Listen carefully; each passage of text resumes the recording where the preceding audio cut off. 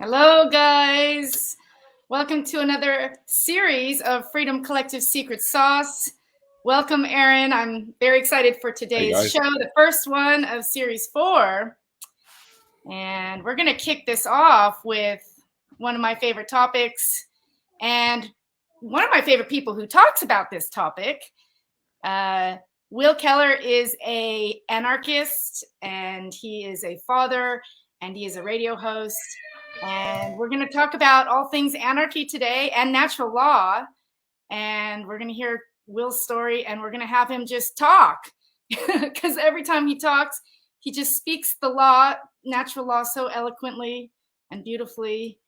And without further ado, here we go. Aaron, meet Will. G'day, Will. How you doing? I'm doing good, brother. Thanks for having me on. Sheena, thanks for that warm welcome. You're Yeah, welcome. Will, I have to say, you speak truth so eloquently. You make sense when you speak, and we just need a little more of you. Cool. I appreciate that. Yeah, just being in the moment, and just speaking from the heart. Yeah.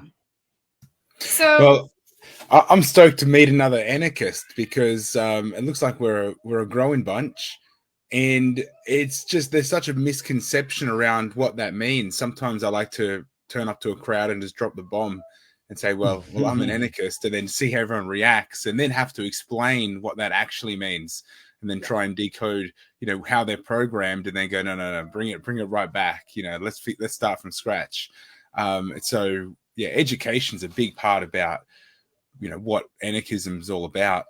Oh yeah, absolutely. It's the age of education, in my opinion.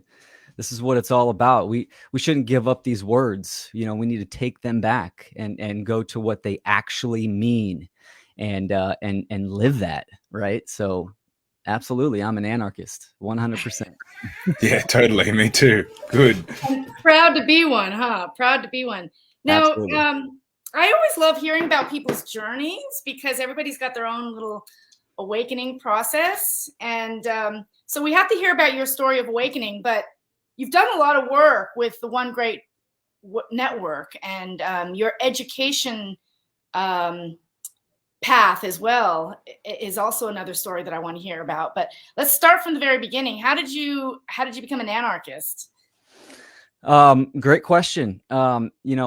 Honestly, my background, my childhood is very interesting. My parents, I was raised on a ranch right outside suburbs, but my parents weren't typical parents. They gave me almost full 100% freedom, and they lived by principles, and that was, do not lie, and be moral, and do the right thing, and stand up for people. So that was kind of, and critical thinking. My dad always said, stop, drop, and think. And so these little phrases that he kind of ingrained within my brothers and I, and lived it, really had an impact. Because at a young age, the schooling system, I went to public school. It was a joke to me. Authority at a very young age, and this kind of goes through my whole lineage.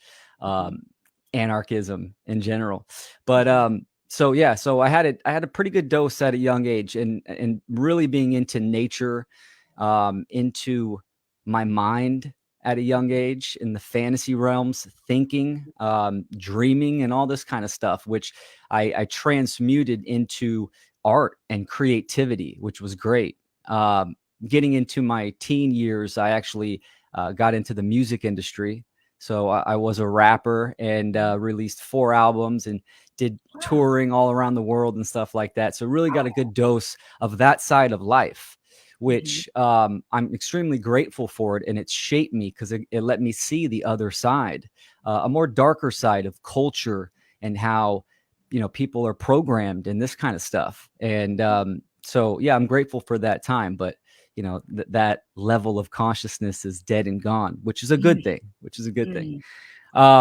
And as I got a little bit older, in my mid to late 20s, I'm 40 now. I really got into questioning things, and I was more into how nature worked, and that led me into the deep metaphysics, Platonic metaphysics from the like Neoplatonist era, and led me into the mystery traditions.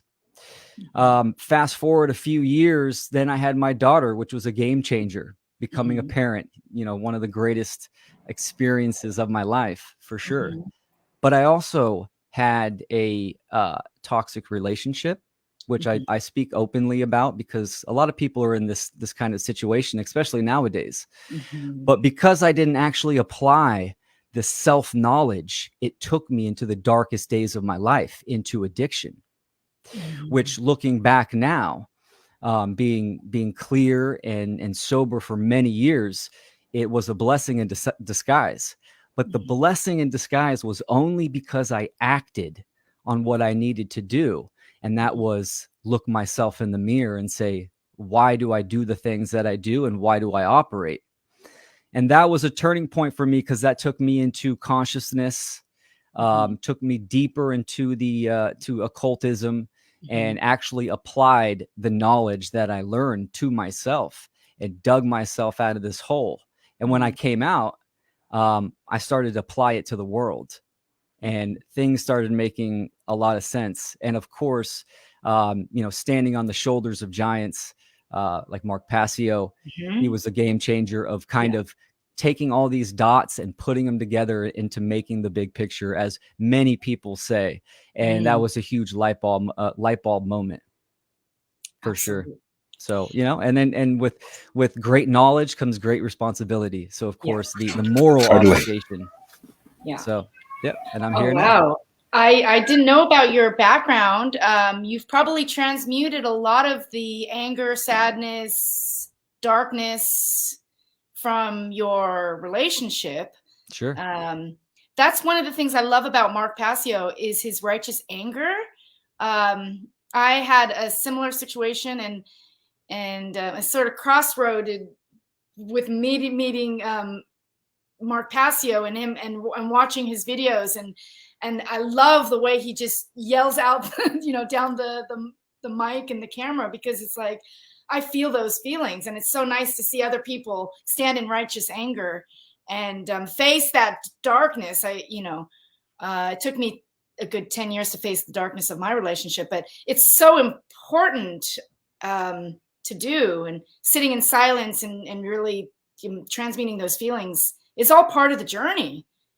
Sure. Yeah, absolutely. This is what humanity needs to do now in the aggregate, which, they're really, an aggregate is more like a descriptive term, because it's really about the individual, right? And us three, we make a group, and then so on and so on. So that makes the collective, but it's about these individuals. People that are listening to this podcast now, or everyone needs to look in the mirror and ask themselves some deep questions. And there are correct questions to ask, like, what do I believe?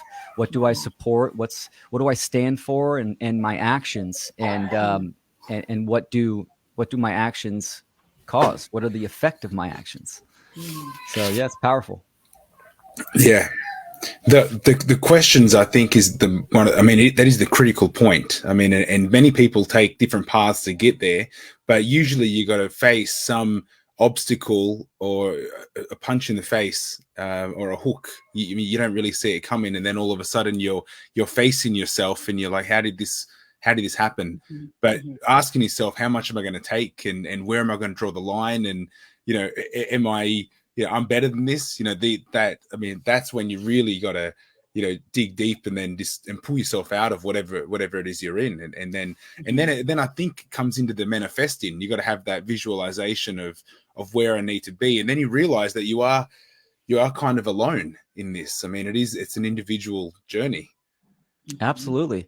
We are having a subjective experience in an objective reality. Reality operates a certain way. We just need to reduce it down to its laws, to its fundamental principles and boundary conditions. And it operates objectively. This is the absolute truth. And so you're right. We are alone in this, in a way, and we are having this individual experience, which gives us great responsibility to, be responsible for ourselves, and to actually take the action and activate and execute, for sure. And you look at the world today, and government is getting stronger and tighter, unfortunately. And this is pretty much the shadow element of the collective unconscious, right? Yes. Same thing as the individual. When you bury resentments and just issues and trauma down within you, this marries the shadow, and it will come out in behavior. So we're seeing the same thing in the collective. I feel like that's such a big packet to unpack to the people that are unaware of what do you mean this is a shadow of the collective, unconscious. Like, am I at fault here? Like, is this part of, am I to blame? But I mean, it's that key of responsibility. As soon as we realize how much we've outsourced and how much we've let other people take control, and how we keep doing it, it's like once we put the garbage down the garbage chute, hey, out of my world, not in my hands anymore. And we've done that for so many things. And governments, they're like, don't worry, I'll take care of that for you, and I'll take care of that. And now they're at my front door, trying to take care of my health, for example, or my children. And it's like, wait, where do I draw the line here? I mean, that for me was where I saw what was going on. But I mean, it's a waking up to being asleep and admitting that. Absolutely. And it's also waking up from being asleep, but it's also discovering, for instance, natural law, discovering the Hermetic principles. Like, I have never felt so aligned, felt so good about something when I heard the words of natural law, or when I heard these concepts. It's like the most freeing feeling, and space inside of your soul just opens up. And I understand why they've hidden this knowledge for so long. Can I ask, Will, what was your first exploration with natural law and learning these Hermetic principles and the rhythms here that that are obviously here on the planet? How did you come on to this concept? When I first, many years back, when I was first getting into occultism, I wanted to study nature and how she operated, and that led me to occultism and metaphysics. And within every mystery tradition, they talk about natural law. They usually use it as the law, or they say natural law, or they say cosmic law. It's all the same wordage, and they're describing it the same way.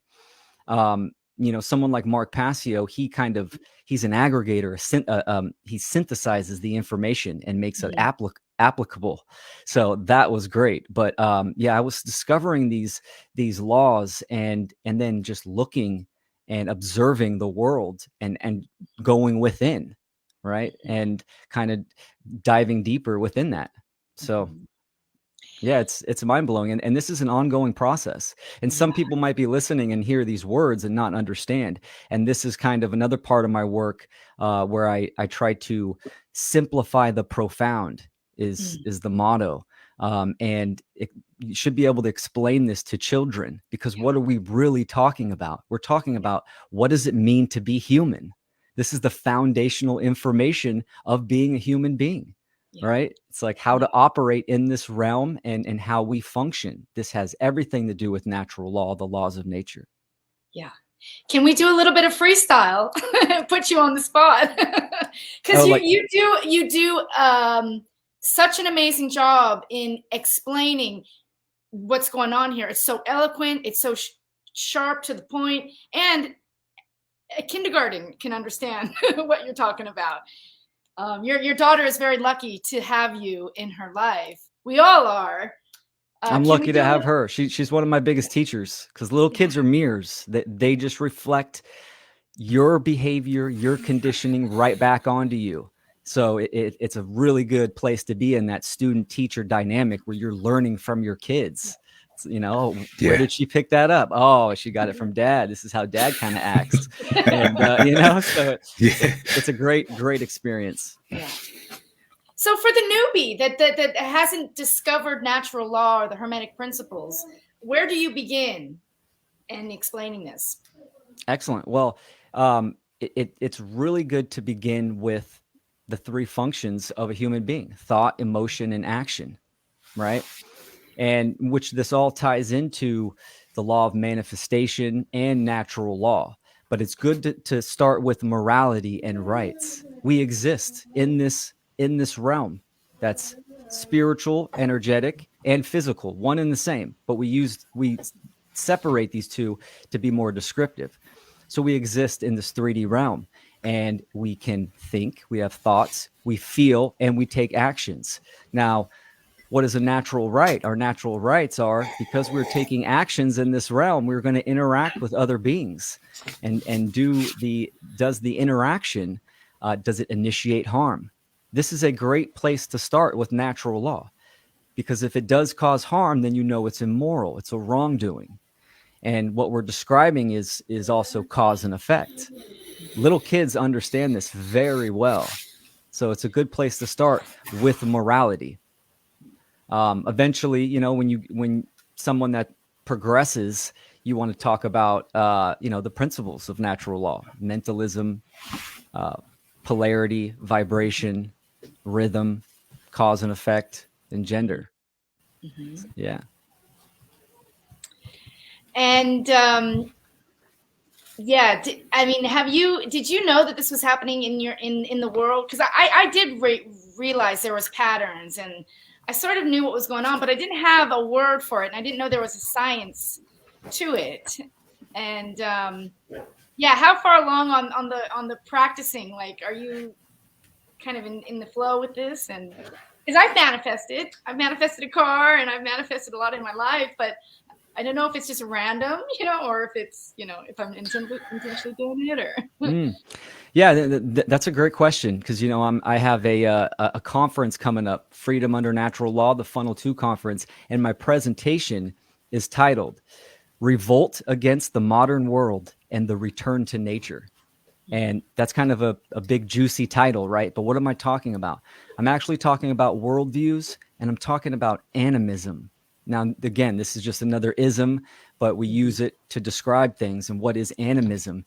Animism is how I view the world with energy and consciousness. Mm-hmm. So this is extremely important. This is what the game changer was for me, was applying it to the world and seeing how people are acting and how we are co-creating the situation that we are living in.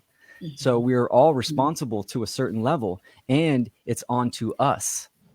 See, I think religion is a big problem, and not just the cultural religions. Of course, money, the belief in authority, government, all of these are religions as well. But what is it really? It's a state of mind. And it actually goes back to ancient times of monotheism, the belief in a deity or a god or a being, right? We're not dealing with a being. Nature is a life force, and it's governed by law. Mm-hmm. So people have this being mentality that there is someone looking over us, and they actually reflect this into institutions and government as well, right? Government is God for a lot of people. And, scientism and the financial institution and money and stuff. These are all deities to a lot of people. So we're dealing with levels of consciousness and energy. And that's something extremely important. And I'll dive deeper into that in my presentation. So it's, cool. If we want to create change and manifest a new earth, and, we're co-creating and we're trying to achieve freedom, we need to understand energy and consciousness. Yeah. That was the first thing I studied on this journey, was consciousness and how this world works. And, I often think about, like, what did I do in my past life to end up with this? I mean, I love my life, but I have had a lot of pain and sorrow and, like, a lot of suffering, and I'm like, fuck, what did I do to deserve this? Yeah, but it brought you to where you're at now. Yeah. And here's something that I'm going to talk about too, is death. Death there's many levels of death, right? Death means an end of a transition, end of a cycle. There is no such thing as you're dead. Well, there is, you're dead if you're not using logic and reason and you're just a programmed slave. Then you would be dead, right? But there is no end result where we cease to exist. So we should go through many deaths in our lives, deaths of levels of consciousness, because we are rising. like a spiral. Wow. So tell us more about this conference. What Sure. is it? Can we attend overseas or? I wish it was in person. The group that we have a support group. It started off as a support group during the whole pandemic when it first started. It was it's about 8 of us. We get together and you know, just reunite and connect and share how we're doing and kind of collaborate. But then we took it to a step further as we kind of grown together and really connected. We were like, you know what, we need to take action somehow. So we decided to do a conference. So last February we did the funnel conference, which is freedom under natural law. And then coming up in September 20, no, I'm sorry. It's September 17th and 18th. We're doing the funnel 2. So it's called Convergence. And we're using that title because convergence, the word, if you break it down, you have con, which in Latin means together. And then viarge in Latin, both ways, actually means to incline or come together. But it means to come together in mental principles, in mind. And then you have gens, which is generating, and that is action. So it really means freedom under natural law. So, you know, unity, focus, and action is kind of the motto. And it's virtual conference. You can visit freedomundernaturallaw.com. We got some great speakers on there. Go to the website and check it out. We're really excited about it. So it's a free online conference. Awesome. Wow, cool. Great. Yeah. So, how much growth have you seen in the recent, like since the group started with your 8, you know, mastermind, and then moving to where it is now? You mean like how the world's growing, or like just about my individual group? Like the group and the following and what sort of turnout do you expect? Because I mean, you know, I think we're all looking for a bit of hope, and I see that as an individual does the work to raising consciousness, it's infectious. I see other people around me. Well, it's all reflections though, but I see other people around me starting to ask questions too. So. Yeah. I'm hoping you're saying a lot of growth, and we've got a big turnout coming up this year.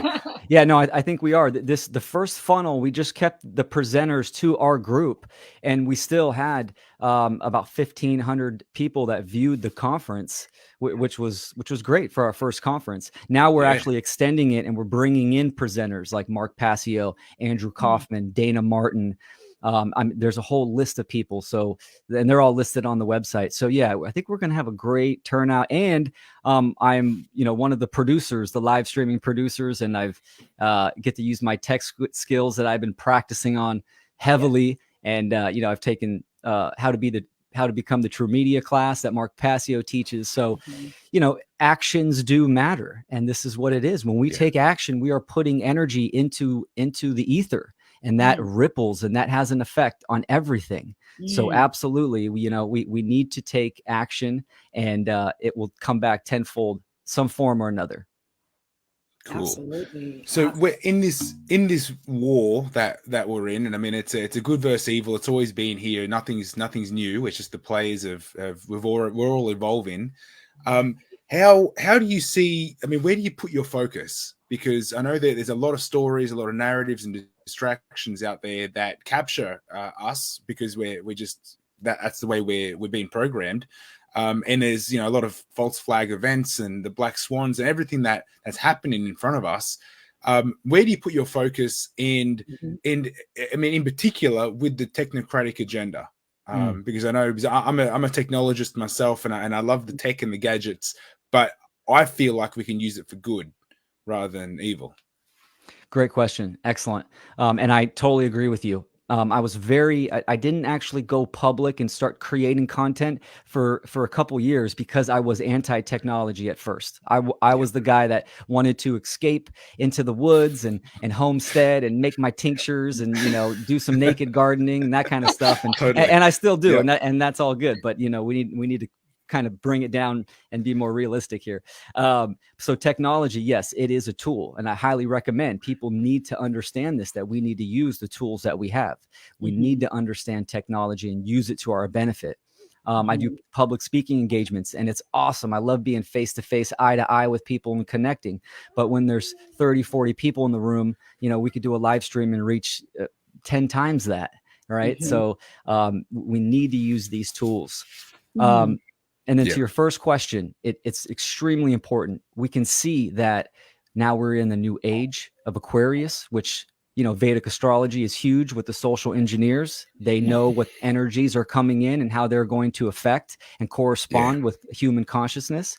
This is why we're getting the narratives thrown at us left and right. I mean, it's been speeding up so much. It's one after another. And this is a cul-de-sac for people's mind to keep them fully tunnel vision on the next thing, talking about the current events. And it's siphoning energy. And that energy needs to be used properly. And understand too that focusing on the current events, there is no change in the current events. There's no change in this physical reality, because this is the effects. The physical 3D realm is what has manifested. The energetic and the mind is where the cause is. Absolutely. So I've been around nature, and I turned off the TV, and when you incorporate the Hermetic principles and the concept of mentalism, the principle of mentalism, the people watching the news, they're creating their own hell, and the people that have disengaged, I mean, they're creating their own heaven. I am so happy and abundant, and I love my life, but we are really, is that what the creating of two worlds is? It's like finding the pockets of happiness here by taking back your powers to create and to manifest. And I mean, is that what the two worlds are that we're building right now? Yeah, I would say we always have two worlds. We have the internal and the external. And this is why the great work, that phrase is actually ancient, thousands of years old. And what it means is the internal world, the great work of self-mastery and self-development. This comes first and foremost, because if you can't think and feel and act in unison, in alignment, then your actions, your emotions are going to lie to you. Your mental capacities aren't going to be up to par, and your actions are not going to be moral or adequate. So there is the two worlds, right? And they operate as one, but we need to understand both of them. And it comes first internally. So we align, we educate, we align, and we activate through our actions. So absolutely. Self-care, grounding. I love being in nature. Gardening is my passions. I consider myself an herbalist. I love foraging and hiking and all that stuff. So, I detach sometimes and have to do that. You have to stay grounded.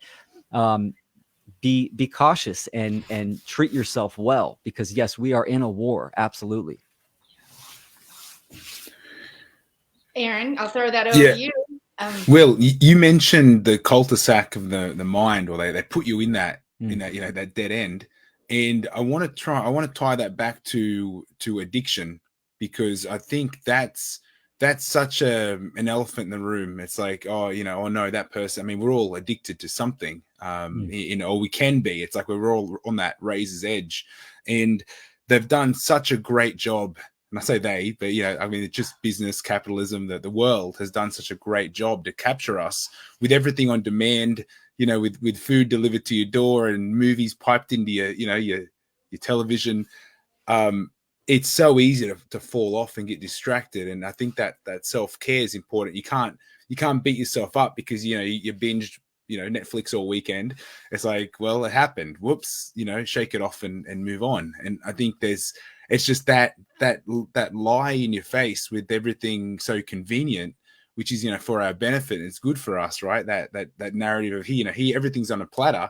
But I see it like we're all animals in the zoo now, especially here in Australia, because everyone's looked after.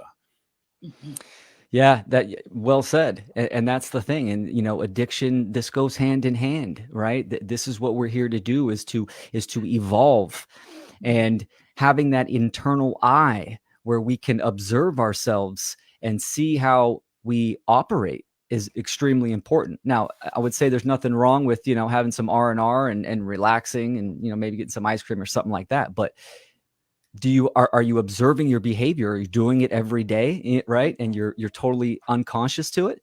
And we can see that people are addicted to the system. And this is why consumerism, materialism, they keep throwing it at us. They've been doing this for years to keep us what? To keep us addicted.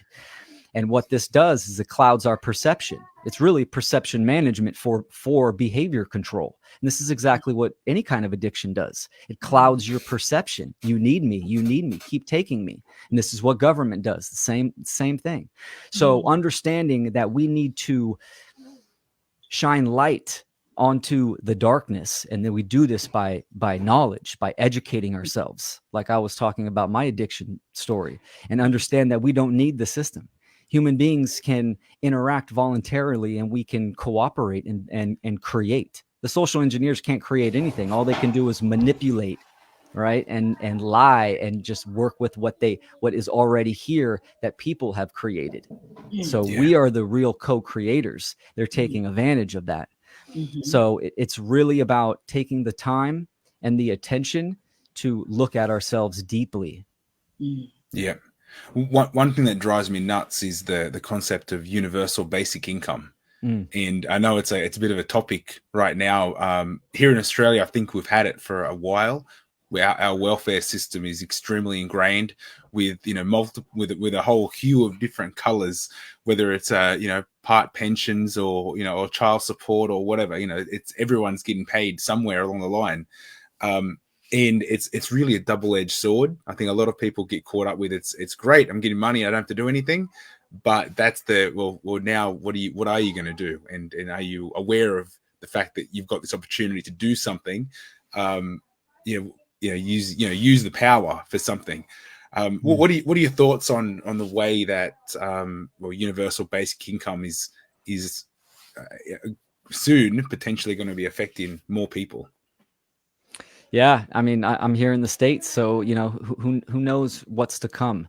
But my philosophy is detachment activism, meaning that if you don't know how to operate at the most simple levels of being a human being, so learning about food, water filtration, firearms, self-defense, all of these basic things. This is where government, they control all of this, but that's just because the people have the lack of information, so they need it.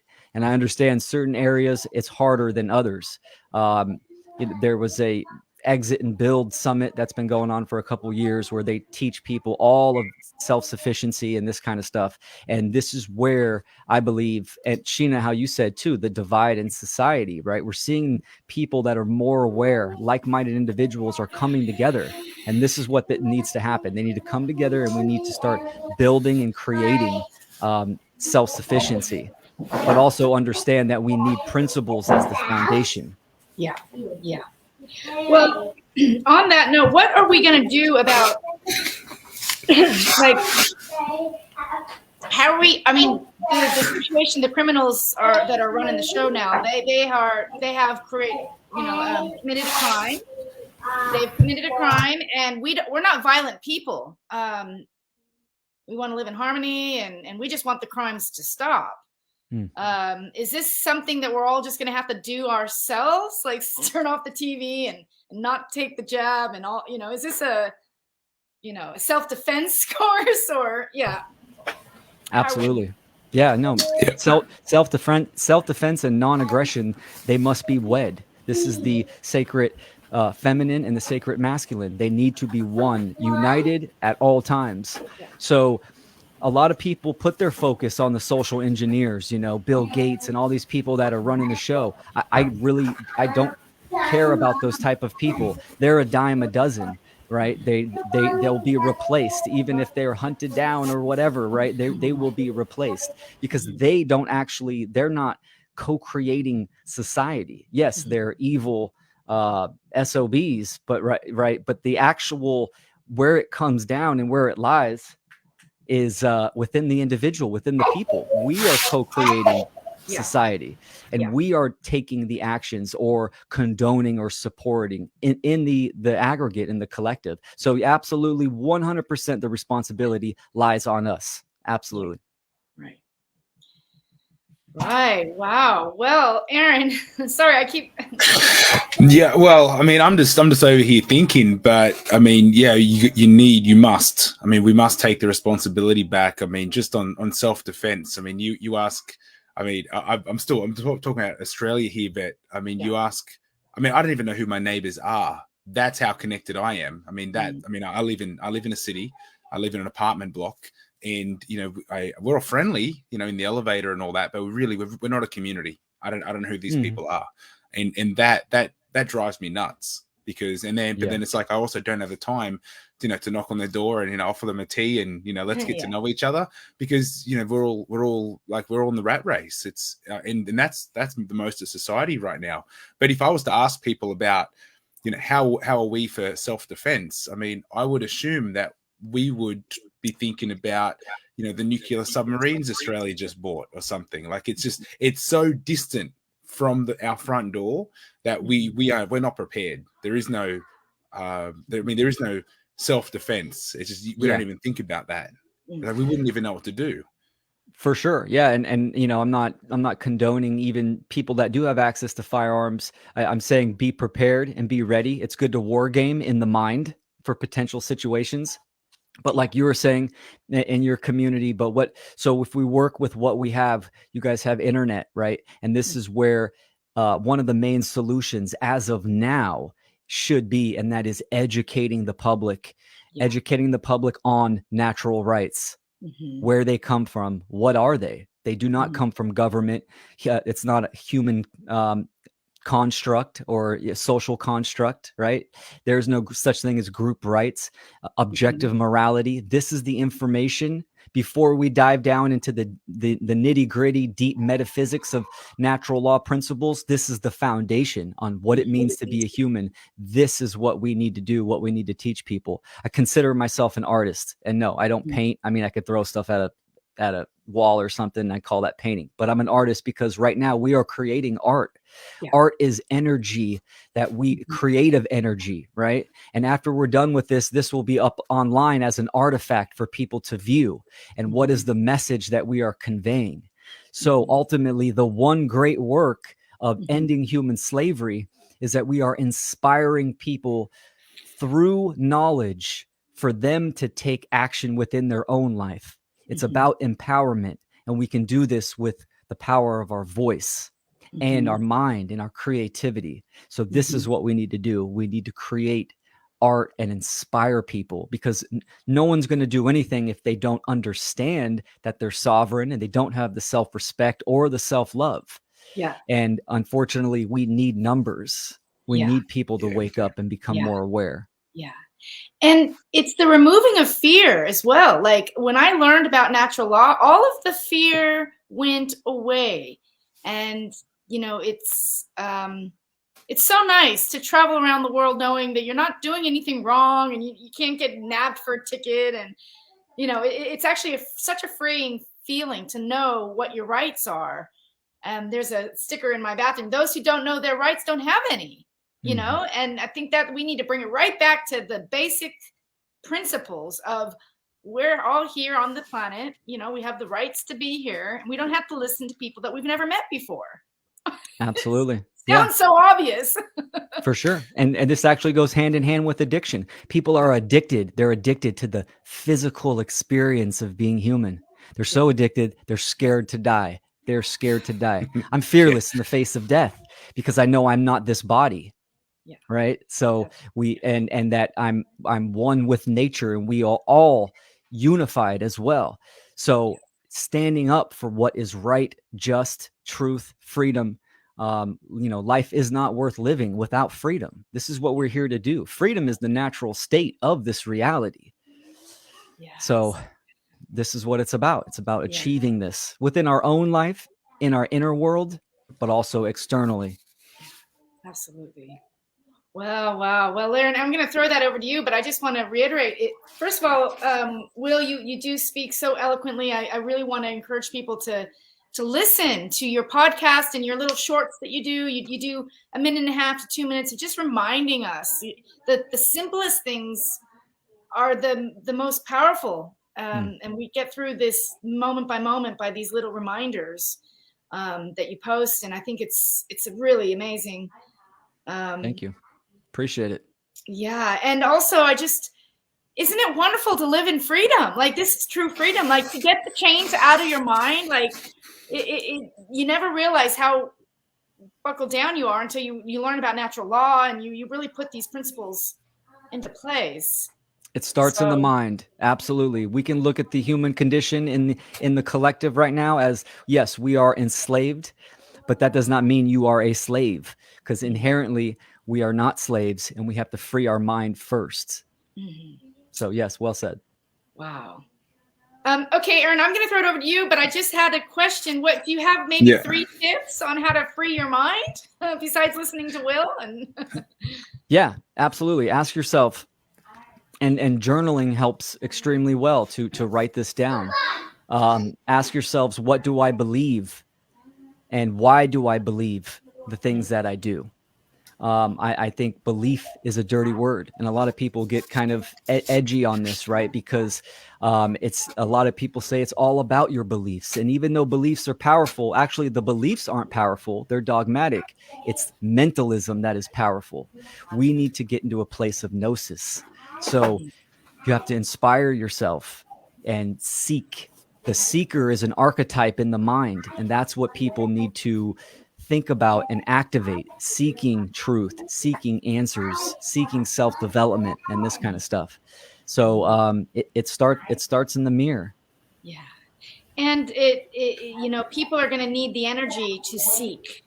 That's another thing that we've been fed our news and our information, and our brains haven't had to seek it and put energy towards that. So filter your water, get the fluoride out of your system, and absolutely. Start seeking this information. That's the best part of it. Thoughts, emotions, and physical health, right? Activate the body. And we need to be honest with ourselves, for sure. But yeah, good point. Wow. Well, we're going to close this off, Will. I'm going to give you a few minutes to promote yourself. But Aaron, I just want to hear what your thoughts are. And I have good days where I feel on top of the world, and I feel like I've got all of this, right there in the frontal cortex, activated, and I'm here. I'm conscious. I'm aware. I'm in the moment, and I'm on. But I mean, after listening and being in your presence today, I do feel like it's still a very daunting journey for myself and a lot of people. I mean, I ask myself, why aren't I using my skills more? Why aren't I doing more? Why haven't I? It's, I mean, we got to be gentle with ourselves, but it's, I mean, little steps. I think that's what the voice is telling in my head.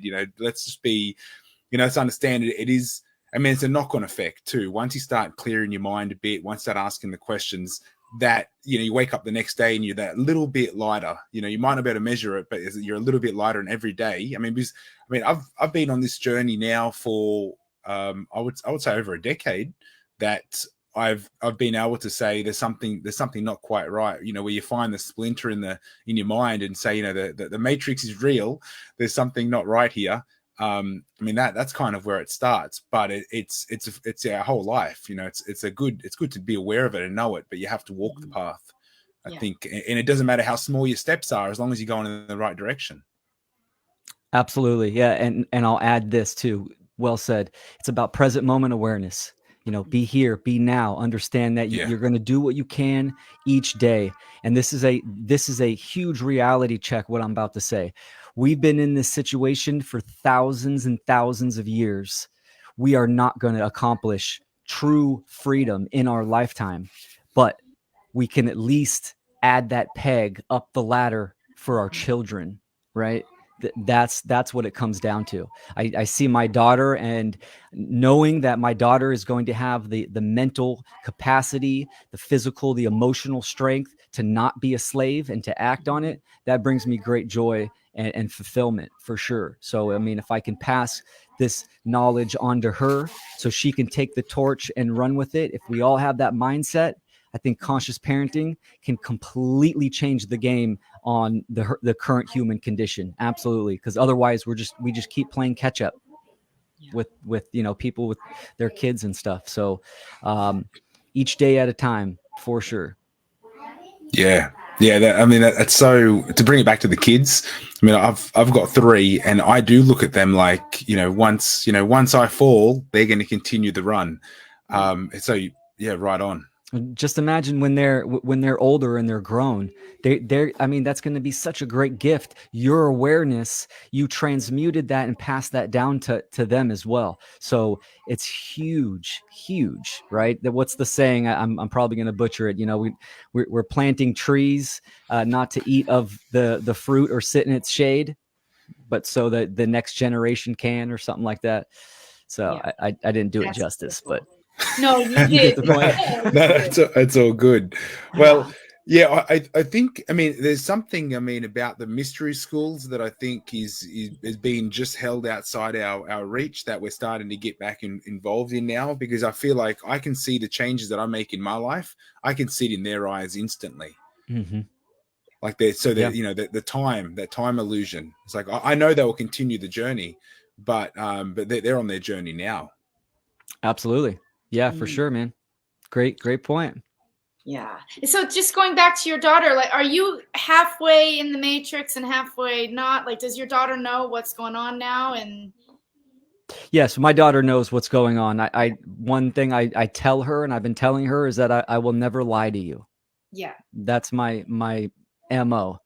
And she's so charismatic, and she calls me out on my BS sometimes, just like, oh, stuff around the house and stuff, like, Dad, that's all your laundry over there. Like, she doesn't hold back, and I tell her to speak the truth, right, and have self-respect. But I don't sugarcoat what's going on with in the world with my daughter, for sure, because I'll tell you what, kids can handle the truth way better than adults can, because adults have all those years of programming and conditioning, mind control, heart control as well. Little kids can handle it for sure. Awesome. Yeah, I agree. As ugly as this is, they need to know about what's going on. Yeah, and we have to inspire our kids as well.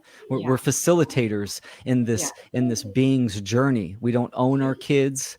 We don't have authority over our kids. We are facilitators. We are guides, and we can do that hand in hand with them.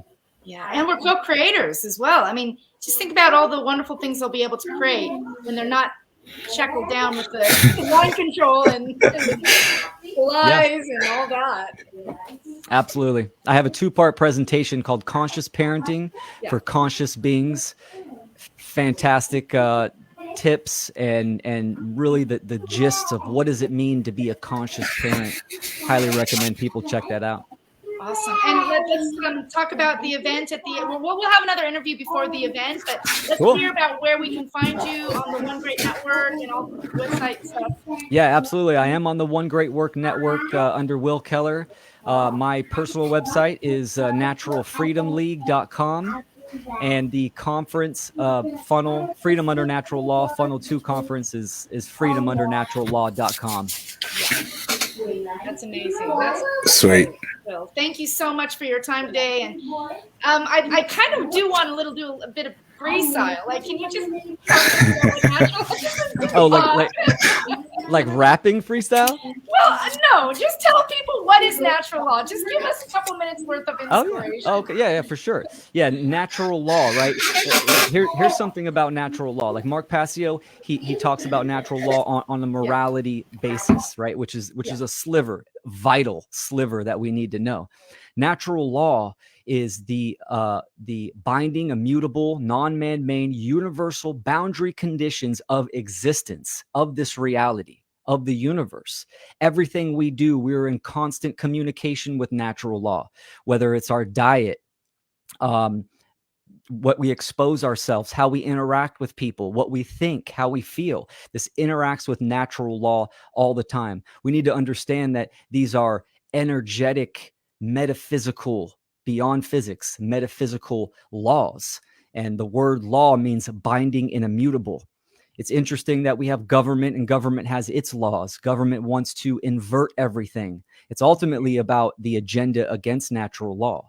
So understanding the boundary conditions, right? It's like the rules of the game. We are here, we exist to learn and evolve in consciousness. We need to understand that there are parameters, And these parameters are not there to punish us. They are there to guide us and to keep us on track so we can evolve and progress forward. So very, very beautiful. Awesome. Well, thank you very much, Will, for your time today. And Aaron, do you have any other wrap-up thoughts that you want to say before we wrap this up? No, I mean, not right now. I mean, I think we've taken on a lot. I mean, I'm honored, Will, to have met you today, and I'm looking forward to checking out the conscious parenting info, because I just think it's, I mean, as a parent, I can't get enough of that. I think just it's the reminders, it's the, I mean, it's, after a hard day, and then they're just pushing against you in the right way, just to push you over the edge, and they know what they're doing. You need to pull yourself back and go, no, you know what, I'm the adult here. I need to lead the way, and I can't lose it like that. I mean, I can't chuck a tantrum. I mean, then we all lose. So they're always observing. I'll tell you that, right? They're always Absolutely. looking to see how you react. Absolutely. Yeah, no, it's a pleasure to be on here. Aaron, brother, thank you so much. Sheena, appreciate you very much. Thank you, Will. Thank you so much, you guys. I highly suggest you connect with Will and check out his work. And until next time, you guys, this is Freedom Collective Secret Sauce. Bye for now. See you later. Bye, guys.